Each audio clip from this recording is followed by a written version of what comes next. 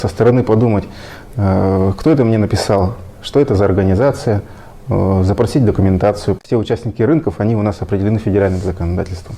Брокеры, они все у нас представлены на интернет-сайте Центробанка, регулятора, да, рынка.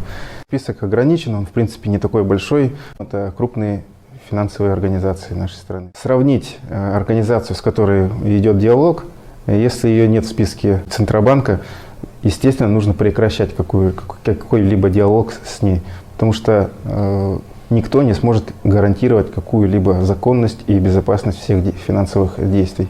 Если же мошенники действуют под видом существующей финансовой организации, все равно у них есть интернет-сайт. Если тем более это действительно представитель официальной организации, запросить каждый шаг, он должен закрепляться нормативно, то есть должны быть документы. Зайти на официальный сайт, позвонить на горячую линию. Первый флажок – это то, что мне позвонили инициативно. Второе – то, что мне обещают и гарантируют высокую прибыль. Здесь надо остановиться, прекратить общение. Тот, кто обещает высокую прибыль, тем более гарантированно от инвестиций, которые всегда сопряжены с риском, это 99% это мошенники.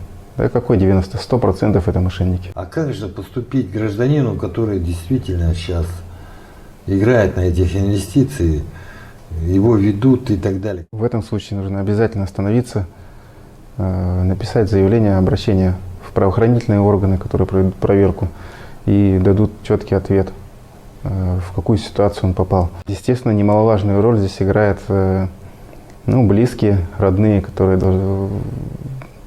такого человека видно, что у него что-то вечно загруженный ходит, да, просит денег в долг. Все это должно насторожить близких людей, и необходима профилактическая беседа тоже от знающих, от близких, если это человек пенсионного возраста, должны молодое поколение, да, обеспечивать такую финансовую безопасность. Это очень важно. И основное правило все-таки в инвестициях – это сайт Центробанка, да?